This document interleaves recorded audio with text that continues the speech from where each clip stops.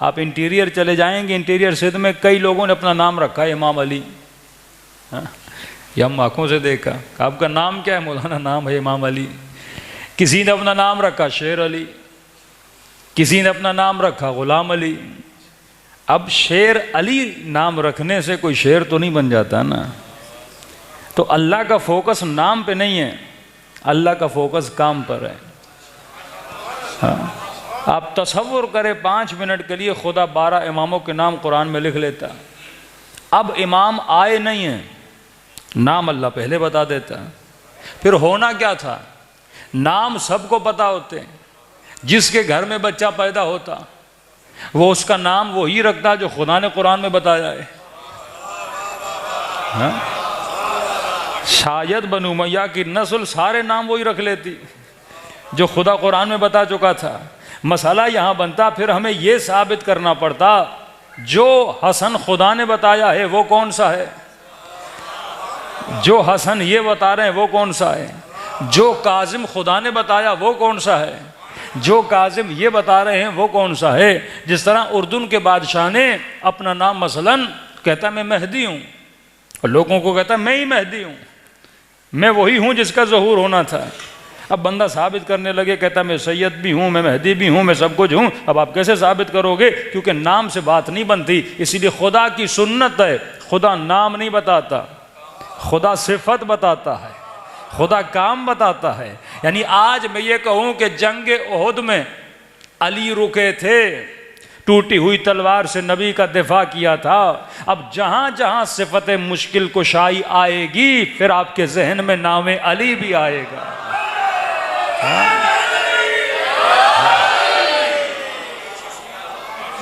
مثلاً میں کہوں بھائی علی صاحب کہاں ہیں؟ آپ کہیں گے مولانا کون سا علی؟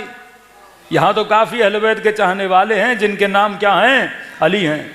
لیکن میں کہوں گا وہ علی جو بڑا سخی ہے. تو شاید 4-5 علیوں میں ایک علی سخاوت کے اعتبار سے مشہور ہو، اخلاق کے اعتبار سے مشہور ہو، صفات کے اعتبار سے مشہور ہو. تو اللہ نے کہا تمہارا ولی وہ ہے جو حالت رکوع میں زکوٰۃ دیتا ہوا نظر آ جائے.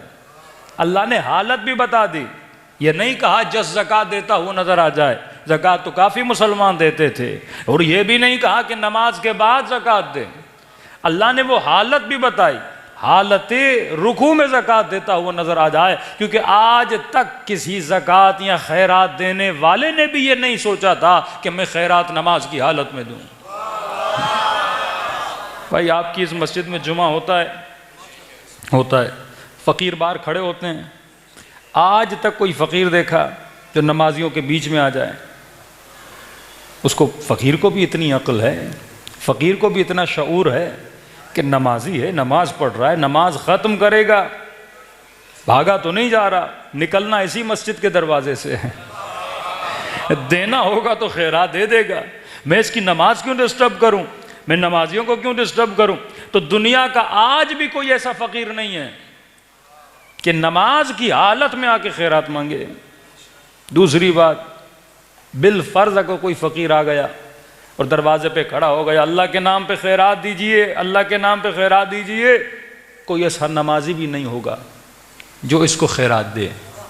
وہ بھی کہے گا جلدی کیا ہے، فقیر کھڑا ہے، یا نماز ختم کروں گا، جو پیسے جو نیت دینے کی ہے وہ میں دے دوں گا. تو نہ کوئی ایسا نمازی نماز میں خیرات دیتا ہے، نہ کوئی ایسا فقیر آج تک آپ کو ملے گا جو نماز کے بیچ میں آ کے خیرات مانگے. لیکن تاریخ میں جب یہ واقعہ پڑھتے ہو تو نمازی بھی بڑا عجیب ہے، فقیر بھی بڑا عجیب ہے. میں تو کہوں لگ ایسے رہا تھا کہ فقیر نمازی کو جانتا تھا اور نمازی فقیر کو جانتا تھا. میرے مولا نے کہا کیسے نہ جانتا، کیونکہ دینے والا علی تھا، لینے والا جبرائیل تھا.